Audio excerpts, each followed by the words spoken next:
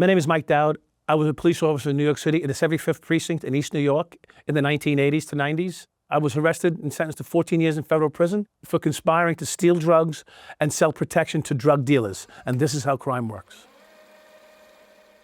I had $75,000 in the street that was supposed to come in the day I got arrested. You're talking about a turnaround of about $200,000 in one day. When you get so full of it, you're almost asking for it to end. You know, you start flashing a lot, you're asking for help.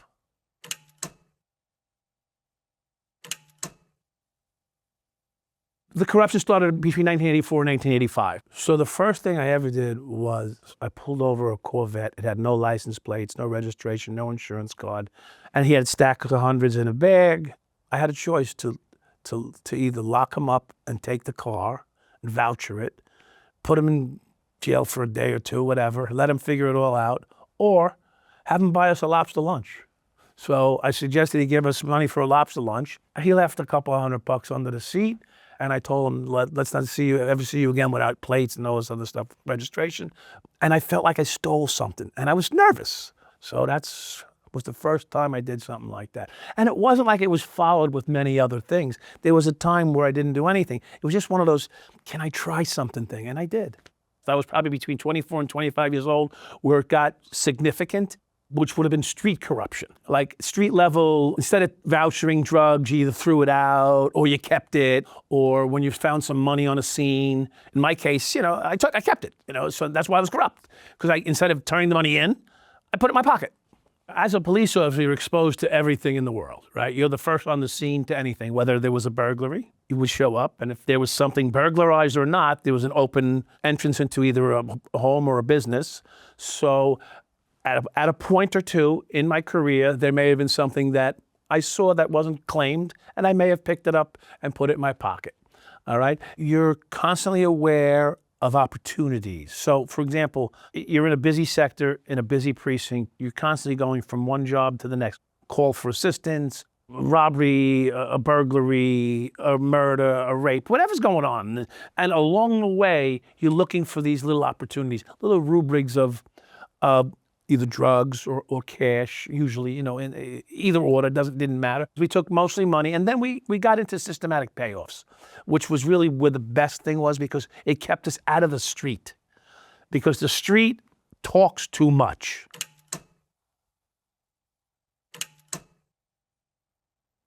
We got a call for a burglary at this location. It's like a 2-story walk up. Go inside, past the first level to the second level, and the door handle's broken off.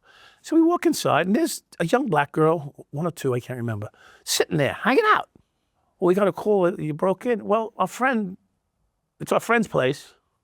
They seem legit, it's our friend's place. She said we can hang out here. So I happened to look around the apartment, and I noticed something a little odd. It was sparsely furnished, but it was very clean. I said to the girls, well, where's the girl? She says, our girlfriend was arrested last night. And I open up the closet, and there's like a black or green hefty bag filled with cash. So I'm like, she's got locked up for drugs. There's cash in here that no one vouchered yesterday.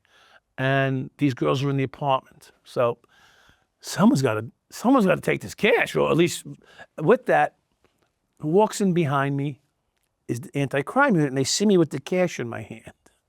They go, I said, yeah. What are we going to do, voucher it and give it to the city? So I said, leave it, put it back in the closet. So we put it back in the closet and close the door. And they take the 2 girls and arrest them for burglary. So I get on the phone, I call Chicky. I go, Chicky, there's a house with a bag of money. He goes, I don't have a car. I go, what do you don't have a car? He goes, it's in the shop being repaired. I said, well, rent one, buy one, steal one, just get a car. He ends up calling one of our other guys. They pull up. They get out, they're wearing their blazers, big detective shields on them. They walk in the house, and within 3 minutes, they're in the car ready to leave. So I pull them over. Oh, I gotta say, how you doing?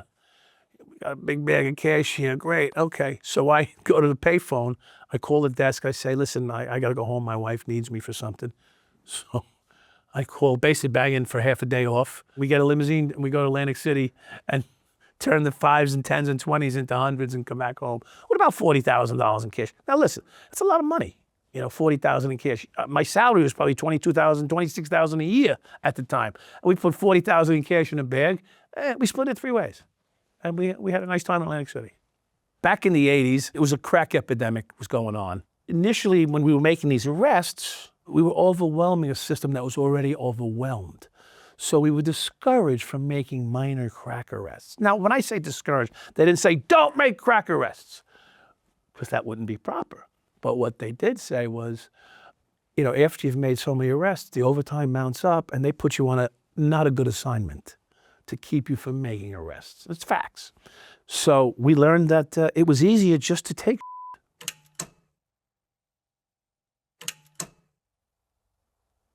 street corruption, systematic payoff corruption, and then investigative corruption. It was rampant. It was rampant. The money was too big. The oversight in the police department during that time, I think they were going through a learning curve themselves. And what do I mean by that? They had just gotten done with the Knapp Commission. In comes the era of crack on the back of this, and they were just not ready for the volume. Years ago, corruption was basically top down. People in very high positions of power, like lieutenants, captains, and chiefs, and inspectors, that dealt with the community at large as far as decision-making processes and who could be in business and who couldn't. And then the patrolmen enforced the captain's rules. The patrolmen would never have to interact with the bosses, so the patrolmen could do whatever the hell they wanted as long as no one said anything. Who's the best person to victimize as a patrolman is a drug dealer in the street. He's not going to call the police and say, hi, officer, I'm selling a large volume of drugs, and your police officers are stealing my money. I mean, it's just not the way it's done. Now, today it's done, believe it or not. It is done like that today, because they give them a pass and they take the corrupt cop, which is fine. That's their choice. But it was so upside down that the street cops had more power than the bosses, because you got a guy with a gun who's got a lot of money. Not every organization, not every system was that way, but there were pockets. There were pockets that could do that. And one of the examples I could tell people for a fact, you have New York City Joint Task Force working with a DEA agent. So you got 1 or 2 DEA agents working with 10 cops. And they were all considered DEA agents because they work under the purview of the federal government. They do long-term, deep investigations, which gets them to the level of very high drug distributions. And that's where the money is. You'll get a guy on the street selling $10,000 a day in crack, or $50,000 or $100,000 a day in crack. But he's getting that from somewhere. He's getting that from 2-3 levels up as bricks of cocaine coming in, where a guy's buying 1,500 kilos at a time, okay? And when you get 1,500 kilos at a time, that means you're handling millions of dollars in cash. So if you're an investigator in the DEA/NYPD task force, they were deep into these organizations, and they would let the guy know, psst, you need to leave the country and leave 10 million. Otherwise, we're taking you. And that's how that worked. A lot of guys will say this, well, we didn't do that, Mike, and you're disparaging all of us. I know you didn't do this, but many of you knew about it, which in reality makes you guilty. I hate to say it, and I'm not putting that on individuals, but if you know that I've done something corrupt and you don't report me, then you're corrupt. And it allows the system to continue the corruption by not pointing it out. Now, you don't want to be the one that called up on me and they haven't gotten rid of me. And I'm still there with my gun showing up to protect you or not protect you. So it really is a very delicate balance. It's just out of survival instincts. Why would a cop tell on another cop if he knew? And many times, I'm going to tell you straight up, many times they didn't know, but they sort of maybe knew. Do you see the difference?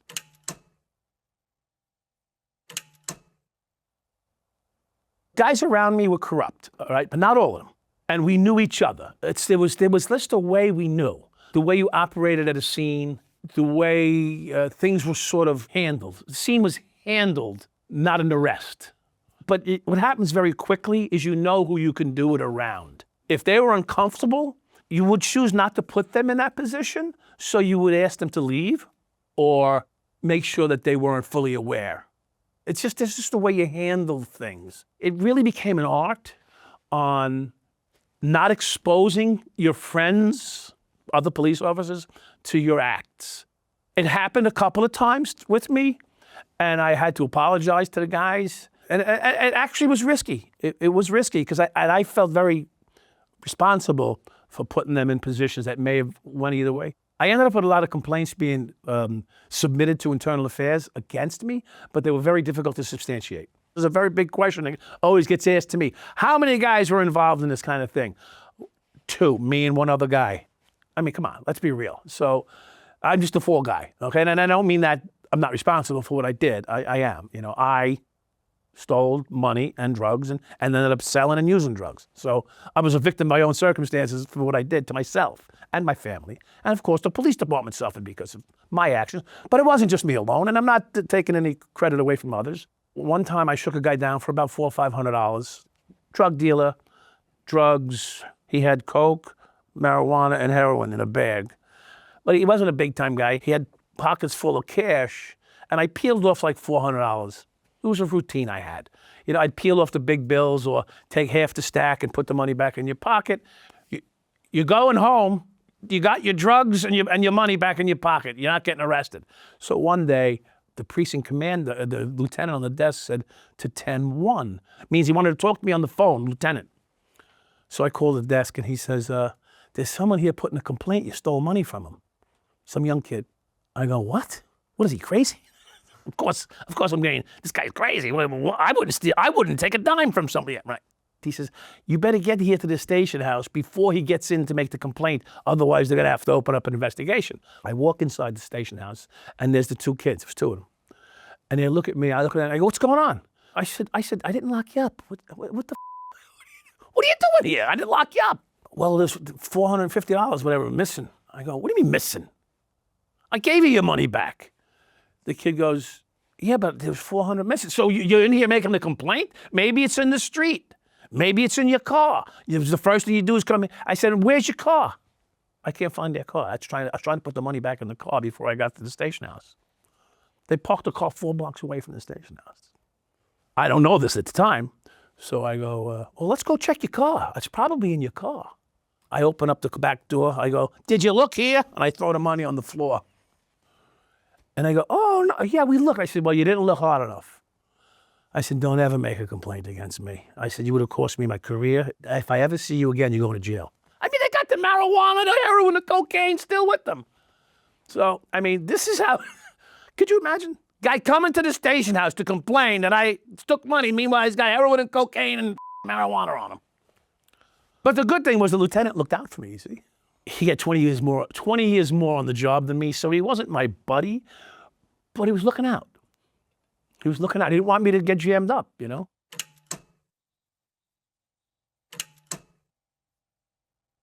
Months later, I have a new child. I want to straighten my life and my career out.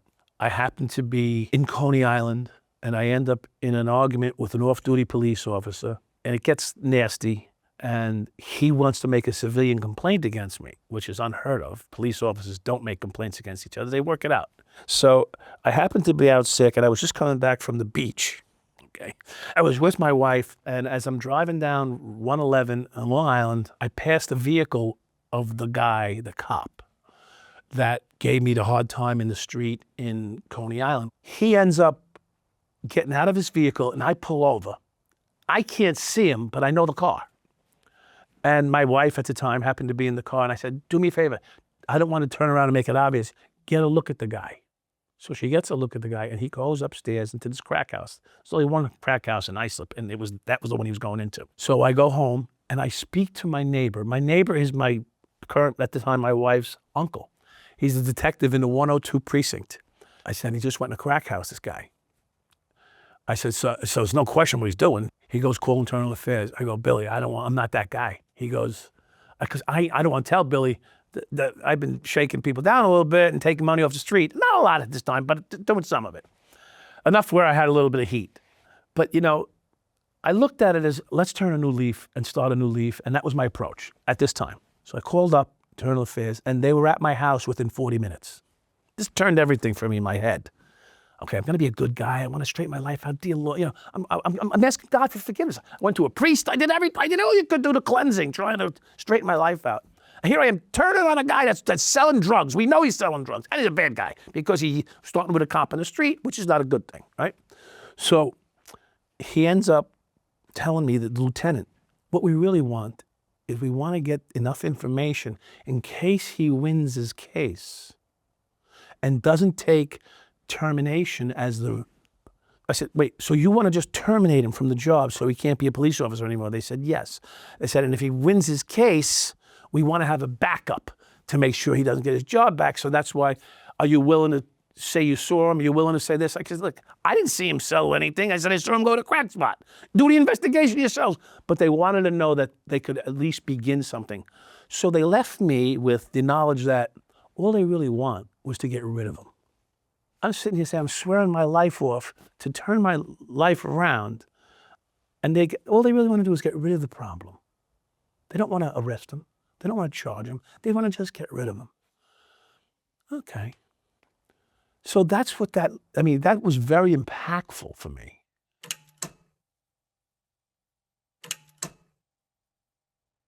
Here I am, a cop in the 7-5, and I'm there now probably 3.5, 4 years. So, I mean, you're so exposed to everything. Your window into the world is beyond what others could imagine. I know the people. I'm one of those guys that is easily liked both in uniform and out because I'm really not looking to hurt you. I'm just looking to see what you're about. If you're dealing drugs, I'm not looking to come down on you hard. I'm just looking to say that don't disrespect me. So I had their trust very early on, and I ended up very close friends with Baron Perez, the auto installer. He installed the music systems. Back in the 80s, they had those big systems, and they would put them in cars, nice cars, fancy cars, and the systems would be $20,000, $30,000 with the gooseneck equalizers. I mean, the stuff that I could throw out there, the Benzie boxes. I mean, all this stuff from the 80s that was chic and expensive, they would all come through his business. So every drug dealer in Brooklyn and Queens had to come through Baron's business to get the best systems. And eventually, at some point, one of the organizations, La Compagnia, went to him and said to him, can you get me a little inside information? So being a businessman, he knew that if he could get his buddy, me, to sell out, which wouldn't have been a far stretch because he knew that I was capable of being a little bit corrupted because I'd already brought him drugs in the past. So now he said to me, if you could help out this guy for the weekend, it was a 4th of July weekend. So it was a no-brainer for me. He wants to know if he's safe to full bore sell his drugs. Well, 80% of the police on 4th of July weekend are either off or at the parades, the piers and stuff. So yeah, he's got a free reign. I'm going to make $8,000 to tell a story. So I did. I told a story, and I got paid $8,000. I'm not selling them anything. I'm selling them the truth. Go ahead, sell your drugs today because you're doing it anyway, and I'm giving you the okay because you're going to do it anyway. So it was like a no-brainer for $8,000. I just made $8,000. We split it between me and my partner. I remember one of the first acts of corruption. I found a guy with these vials in his mouth. We got a call, a guy selling drugs on the corner of Crescent and Fulton, which is a big hub for activity. We get there, and there's a guy standing there, and he fits the description, so we started questioning him a few things. What are you doing? And what do you mean? He's talking to me. He goes, dentist. Oh, he was at the dentist. All right, well, we get a call if you're selling drugs here. No, dentist. Okay. He's got crack vials lining his bottom and top and bottom lip, all wrapped in here. So he starts spitting it in the sewer. All right, we leave. 10 minutes later, we get called back. The guy's got the sewer plate off. It's 400 pounds. He's going down the sewer hole to get these things. We don't know what they are. So we figured there's some value to it. You don't just take a 400-pound sewer plate off, right? So within the next 24 hours, you see these things popping up all around the street. So my partner at the time, we found a Newport box filled with these plastic things with caps on them, red caps, yellow caps. He takes them home. He comes back the next day, hands me a couple $100. I go, what's this for? He goes, that's cocaine. I go, what?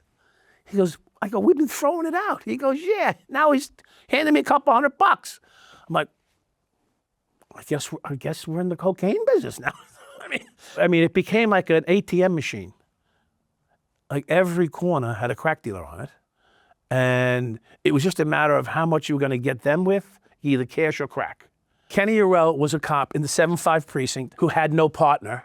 I had no partner, and we'd be putting the car together just by luck or ad hoc. And eventually, I approached him and said, listen, do you want to make this permanent, become partners? Because I'm tired of getting thrown in with these internal affairs women and oddball guys that no one wants to work with.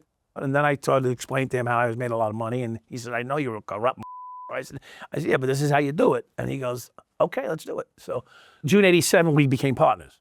We eventually went from being patrolmen handling jobs, patrolmen shaking down locals, to basically patrolmen doing our job and overseeing drug operations so that they were safe. And that's where we get into the protection market, because it was less exposure. Adam Diaz was the kingpin of a Dominican drug organization. Kingpin because he was a massive dealer. You know, you get a kingpin term when you move more than 100 kilos a week, okay? And he was moving about 1,000 kilos a month, you know? So he was very, very big. A big, massive player in the game and very well respected in the game. So I got connected with Adam Diaz through the relationship with Baron Perez, the owner of Auto Sound City, who put me together with him after the failing of La Compañía. When La Compañía and I broke up, I figured, all right, it was a one-shot deal. We got our money. Let's move on. But Baron, being a businessman, said, wait a minute, because he was getting a piece on the side. He said, look, I got another guy that's going to want some help. And it turned out to be Adam. I tell Baron, we'll have a sit down and we'll meet this guy face to face, because the other thing didn't work out. We ended up almost killing each other. The conversation is going to cost him $24,000 for Kenny and I. So it was like $12,000 each. And we sit down, we have a discussion, and we decide how we're going to do this operation. And that if you're going to have us involved, you're going to have to listen to everything we say, because we're risking our careers. And the first thing I said to him is, we're going to be front page of the Daily News if this goes wrong. 4 weeks into it, we see a big bus start being set up. We don't know where, but we know this one, because there's 60 places that are selling cocaine. Everybody's selling it. We don't know who they're in.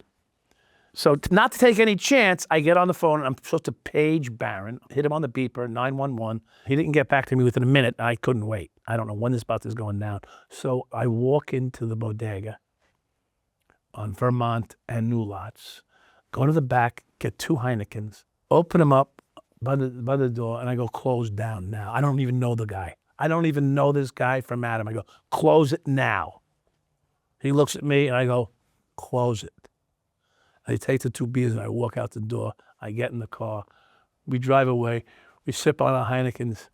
About 30 minutes later, the lights, the dogs, freaking, I don't know if there was helicopters. They hit the store with, I want to say, a team of 20 guys. They couldn't find salt in the store. That's how cleaned out they made the place. Later on, of course, I can laugh about it now, but later on, when I heard the stories, how pissed they were, I'm like, oh my God, I didn't know. I just guessed. They might be going to this store. I was right. And I was worth my weight in gold to them after that, because they saved them probably 20-something kilos and probably $500,000 in cash that was in just on hand that one day at that one time. I could do no wrong from that point on with Diaz organization. So that's really how I really earned my, earned my street credibility with them. They ended up dissipating. Some got arrested, some left the country. Even after that, I continued to have access through other guys that just, like, these spots would just get filled in. If someone got taken out that was moving 100 kilos, someone else was coming in to move 100 kilos.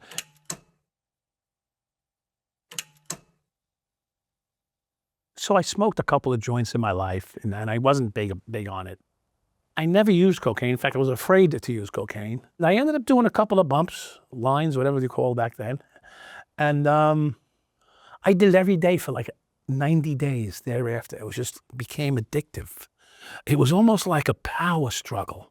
I'm not allowed to do this, but I can. So I ended up just mentally wanting the cocaine as a sign of defiance against the police department, because there was a lot of strife between the rank and file and the department itself. And it was almost like I was bad boy acting out against the department. And eventually, I was so out of control that I couldn't find my gun. I couldn't find my I couldn't find my badge. I couldn't find my memo book. So I said, put me on cell duty. So I didn't have to go to the street because I couldn't find my gun and stuff. So I'm on cell duty, and in comes the ICO, the Integrity Control Officer. I look at him, he looks at me, and I know he's on me. It was the day after St. Patrick's Day, and I had just been warned, better watch yourself. And they had put me in the psych services. They were really riding me hard. So I see this ICO walk in. I can't find my shit. I walk up to the desk. I said, I need to go to rehab. The one guy says to they want to take me for a piss test, which I'm done. If they take me for a piss test, I'm done, right? And the union stepped in and said, the guy just turned his gun and his badge and is asking for help. That's not the time to take someone for a piss test to try to fire them. He says, because no one will ever walk up and ask for help again. So they were like, you're right. It would be precedent setting. They sent me off to rehab. I did 2 years in what they would call the farm, which is limited duty, restricted duty. I had 8 years invested. I didn't want to walk away with nothing. My life is invested in 8 years. So I did 2 more rehabs. So I relapsed twice during the process. Basically, I was running in there to hide, to be honest. But still, I was relapsing. And so by the time I come back, I'm working in the Whitestone Pound vouchering cars. I'm working in the motor transport division, moving cars around. So I wasn't in a law enforcement capacity per se. So someone in their infinite wisdom decided to give me my guns back, put me back on patrol. But I was too immature to say, you know what, I should quit. I was just, I had a wife and child, another one coming shortly thereafter. I needed to cover my finances. And I didn't know how to get another job. I mean, I was a cop. Now, I quit the police. Who quits the police? You get fired or arrested. Most people just don't quit, So I go back to patrol and no one would work with me. I come with this baggage, big, heavy baggage behind me. He's corrupt. He's a drunk. He's an addict, whatever.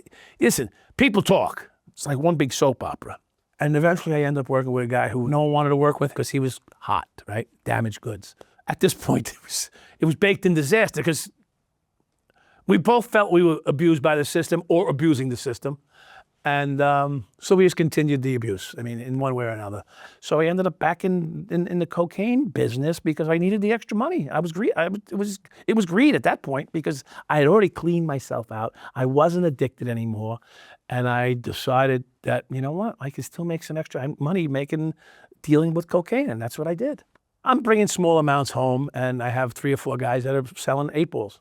And of course, I missed the money from the Diaz operation. I missed $4,000 a week. So now I had to learn to hustle, and I was making maybe $2,000, $3,000 a week hustling out the side door with the cocaine money. Usually I go to Barron's shop, and I'd have someone drop something off there for me, and I would pick it up, I'd pay for it, and I'd go back to my home on Long Island, break it up, and hand it to my guys. I had 2 or 3 guys.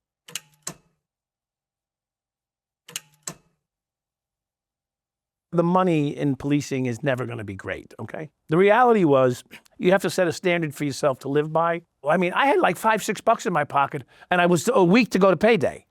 So after paying my bills, whatever the bills happened to be, if I had a mortgage at the time, which sometimes I did or didn't, a car payment, insurance, gas, meals. It doesn't mean it's a hardship. A lot of people back then didn't have a lot of money between paychecks, but the reality was it was a very stressful way to live. I was clearing $315 a week, maybe less at that point.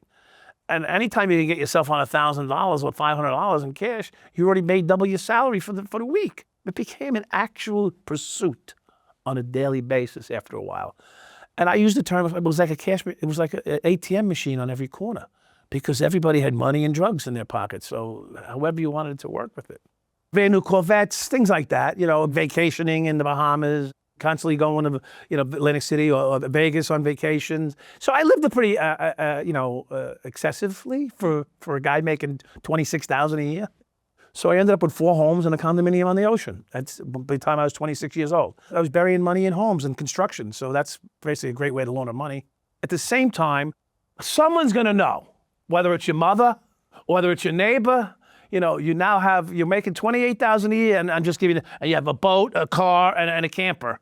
How'd you do this? You're a young guy. Is your family wealthy? No.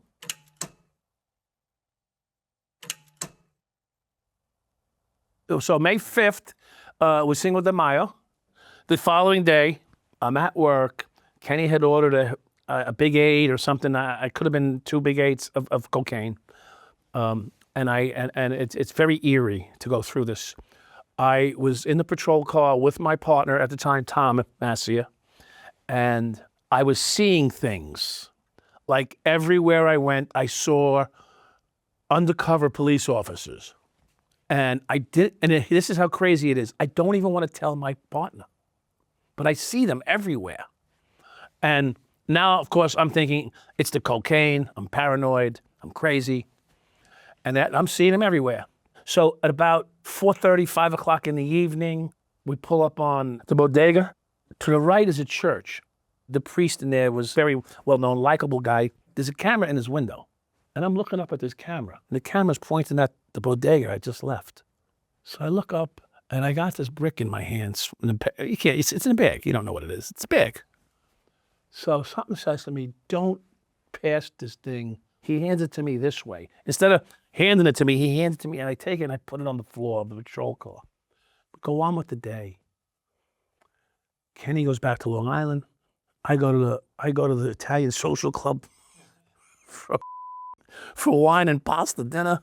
I leave there. I go to the call box, which anybody who's listening to this would know the call box. It was a bar on Meeker Avenue under the BQE. I go to the call box. I get 2 tall Absolute and 7s, take a sip, and we get a call, 10-2 to the command. My partner and I look at each other. We go, did we do anything wrong? Like, it was very eerie. Why are they 10-2 on us? It means report back to the command. So we go back to the command, and we walk in, and the look on the sergeant's face was like, he's looked as white as the piece of paper you got in your hand.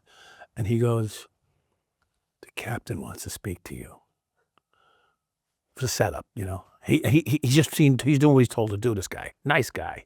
So I turn, and in comes these 2 guys with their badges out, Internal Affairs, Lieutenant so-and-so, da-da-da. We're taking you for a department-ordered drug test. So that's how the arrest goes down. They take me downstairs, me and my partner. We get changed, and I got my clothes, my civilian clothes, and all my stuff. Of course, I have cocaine in the pocket of my civilian clothes. So I'm going to get rid of the cocaine. I'm going to throw it out the window when I get in the patrol car. Taking me to the... There's no handles on the... So now I smoked Marlboro Light at the time. So I light up a cigarette. Hey, guys, you open the window and smoke? Nah, that's all right. When we get there, we'll open up. They knew something was up. I couldn't get rid of it. So I figured when I get out of the car, I'll just go like that. I'm slick. I can do it. They were there. Then I went around the car. No, I couldn't do it there. Then I hit this phalanx of about 60 cops, all with brass on their head. They were lining the walkway, so you could do not. I'm like, this is all for a department-ordered piss test? Something's not right. In comes a guy from Suffolk County PD. This is up in Left Rec City, police psych ward. Suffolk County PD, yeah. You're under arrest for conspiracy to distribute narcotics. Of course, they search me. They empty my pockets. Out comes the cocaine. I get arrested. I get taken out to Suffolk County Riverhead, get out on bail, get rearrested, spend 20-something days, get back out on bail. Ken Urell, my partner from the 7-5 precinct, who's now retired with a 3/4 disability pension, that I got him. He's out on bail now. He puts a wire on, and he convinces me to do something that is not who I am, and they catch it on tape. And you don't hear the whole tape. You only hear a clip of the tape. And this is one of the things I dispute, and I'll dispute it to the end, that we were supposed to take a woman and kidnap her and then bring her to Colombian dealers to be killed, okay? So that's the story. That's not the real story. We were supposed to go to her house, take 10 kilos and $500,000 in cash, and leave her. But because that wasn't aggressive and violent enough, they kept moving the ball in the conversation. And eventually it was like, all right, we'll put her in the back of the car. We'll take her wherever we got to go. I'm done talking. In other words, I was done talking about it. In the meantime, I said, put the scanner on, because I brought a scanner. He puts the scanner on, and it says, 107 precinct, be advised, there's a stakeout on Avon Street for burglaries. I said, we can't go to Avon. I'm going. What? There's a stakeout for burglaries on. He says, we're not doing a burglary. We're doing a kidnapping. Oh, good idea. Let's just make believe we're going to kidnap somebody while they're looking for burglars on Avon Street, which is about 2 blocks long. Well, it's about 6 houses on Avon Street. We're going to go there while they're set up for burglars. So I went, something's wrong here. Something's not right. First of all, we weren't even going there to do anything except look at the house. So we're going to case the place out. He turns it into we're doing it now, we're doing it today. What's the rush? We're talking about $500,000 in cash and 10 kilos. Eventually, they pull into my house and the feds arrest me. They bring me to the Southern District of New York, and I face those charges. Learning that he snitched was heartbreaking. When you find out that you're getting cheated on by your best guy in your life, your only guy in your life that's got your back, you don't want to believe it.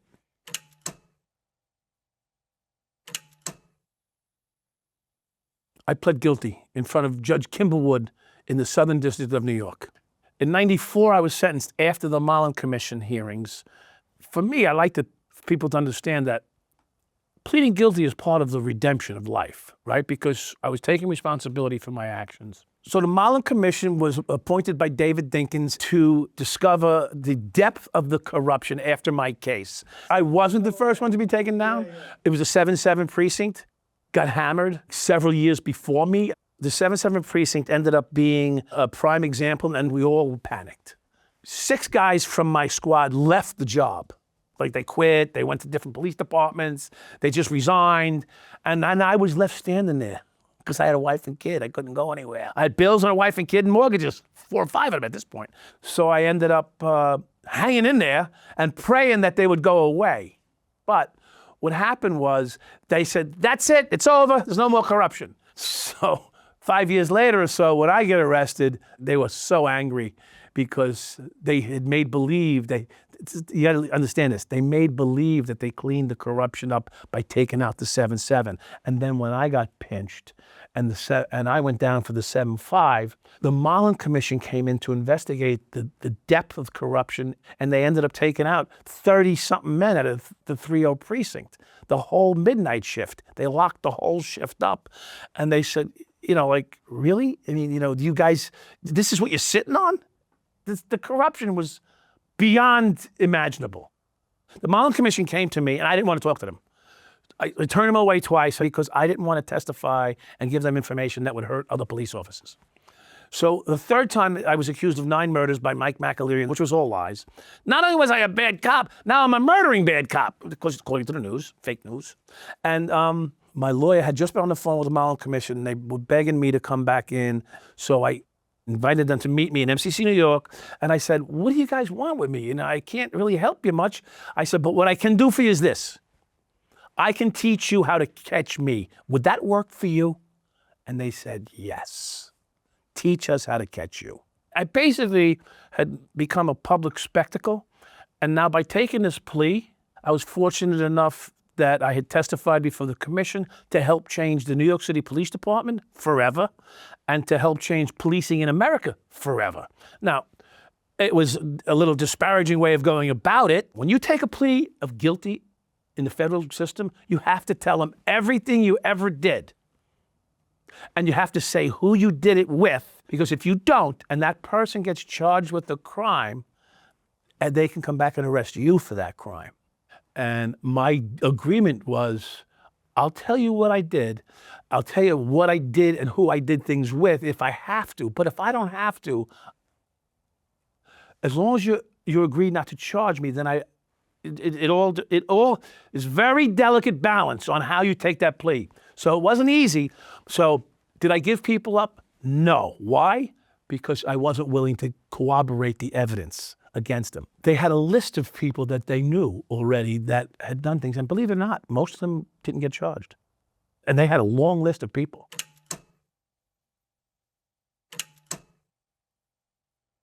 I pled guilty to RICO, racketeering, and drug distribution. I ended up serving 4,500 and something days. They sent me to Marianna, Florida, which was a very nice federal prison, I would say.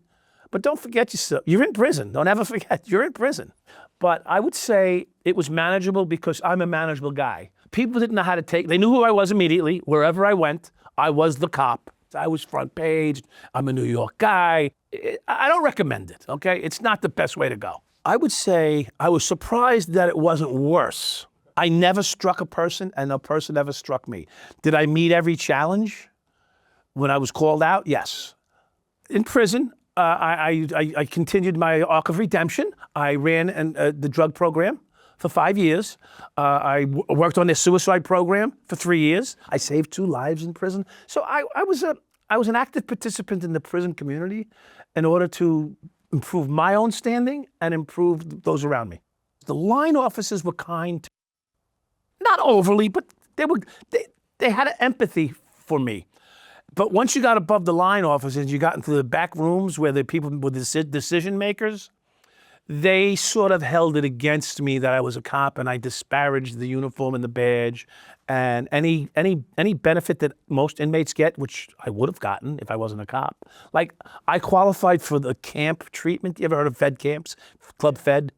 I stayed in a medium high my whole time, which means basically just under penitentiary level. Well, Club Fed, of course, people think you're out there playing tennis and swimming and golfing. What they actually are is the back end workers in the military camps.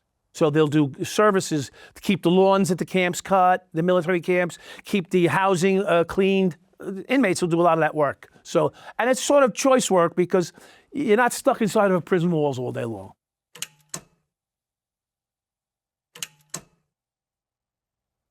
I was released in 2004. My father was going to come pick me up with a limo. I said, no, Dad, I want to take the bus. I want to just be normal. I remember getting on the bus and looking out the window. I didn't want to be the cop anymore, you know, the ex-cop, the cop in prison, the high profile. And then I get to the freaking halfway house and I'm all over the front page of the newspaper. And then I took a shower in my parents' house for the first time. And I cried so hard that I didn't feel the shower wetting me. It felt like my tears were wetting me. It was the first time I was able to let loose of all the disaster I did to myself and others. I had a wife and 2 children, 2 boys, and I was a horrible husband, not such a great dad. And I basically destroyed their lives. And I've spent the next 25 years trying to do the best I can to be a father and a friend to my boys and my grandchildren. It was very difficult for me to get a job because it's hard to fill out an application when you're 44 years old and the last job you had, you were 18 or 19, and then you went in the police department, you got this gap of 22 years, and they go, well, what'd you do for 22 years? Oh, well, let's talk about that on the side, you know, so it's difficult.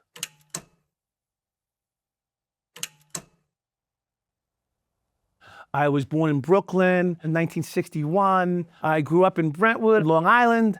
We had a military mother and a father who was a gem. I never thought about being a cop when I was growing up. I was an accounting major in Suffolk Community College and then CW Post. And my dad had been a firefighter and half of my family had been through the civil service ranks. And so I thought it would be an easy transition. Take the test, which I did fairly well on the test. To get into the NYPD, you had to pass a series of tests. So you had to pass a written test, a psychological test, a medical examination, and be overall in good health, and a criminal background check, which I passed them all. In the New York City Police Academy, they offer you opportunities and examples of how to behave in individual neighborhoods. For example, the Bronx would be a different approach if the guys were out playing dominoes in the street, opposed to Queens where they were getting cats out of trees. I started out in 1982 in the police academy because it was a large graduating class. So instead of going through a 6-month training, we ended up in training for a year, which was basically no training. Then I ended up getting transferred to the 75th precinct. By the time you left the police academy, you do absolutely nothing. Except get out there, young man, and good luck. My first day in police uniform with a gun and a badge, walking down 34th Street, right outside Madison Square Garden, 7th Avenue. Their message was, cover your ass. Be on the same page. And by the way, it's not a corrupt thing to do. It's just the right way to handle business. Be in sync, know what you're doing, go about it in a unified approach so that this way there's no discrepancies. And I ended up in the 7.5 in 1983, driving down the street to Elvis in the Ghetto is on. My first day, I ended up with tears in my eyes. I wanted to quit. I'm a skinny, wiry young guy, I'm like, this isn't for me. My mother was right. I should have stayed in college. And something in the next 24 to 48 hours, something changed. At one point there, I went like this, I got to sink or swim. And you begin to change. I'm answering calls for assistance, whether it's robberies, rapes, murders, family disputes, aided cases, cats in trees, very rare, if they're not eating it. I love being a cop. I love the action. I know the street. I know everybody. And you have to learn very early on how to maintain your emotional stability and not be overwhelmed by what you're seeing. And that was one of the early things I learned. And the responsibility as a police officer that you end up having is far beyond what you could imagine. You've been given the power to take someone's life legally.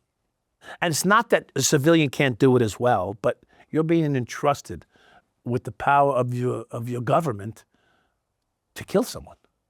Once you learned your limitations and the power that you wielded, you felt like you were God. But it was fun. It was fun. But at some point there, you need, listen, America, we want more, more, more.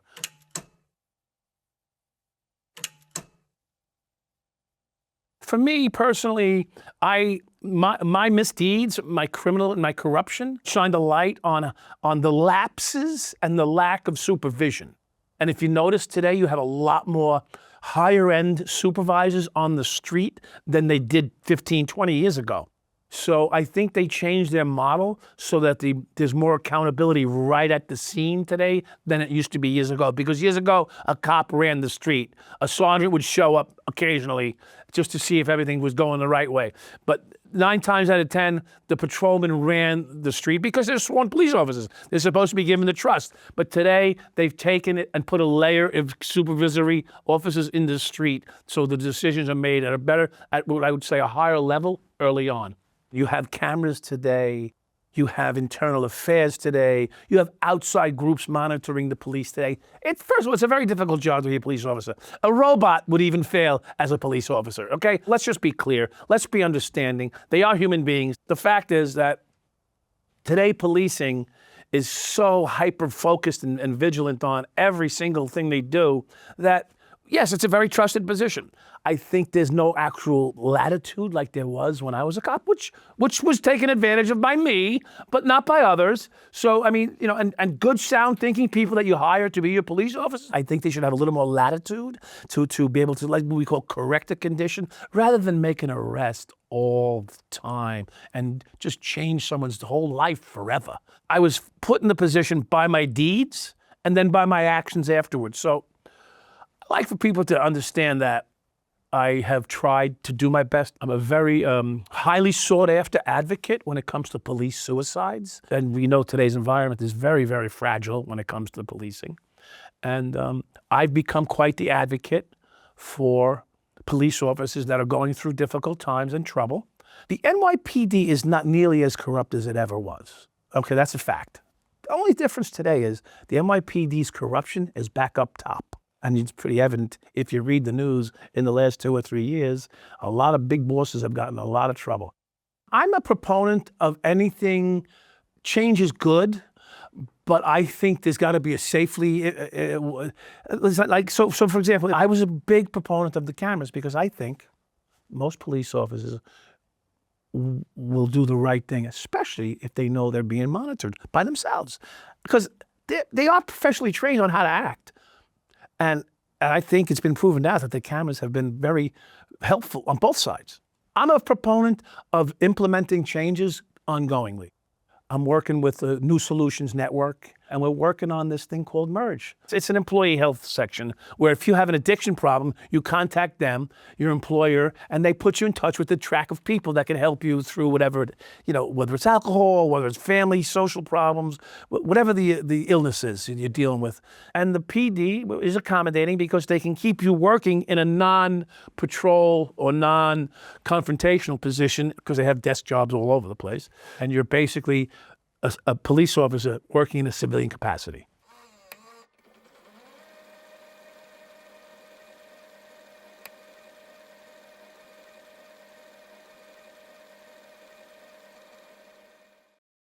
Hi, I'm a producer on How Crime Works. If you enjoyed this video, then please subscribe and comment below with more ideas of topics you'd like us to cover in this series.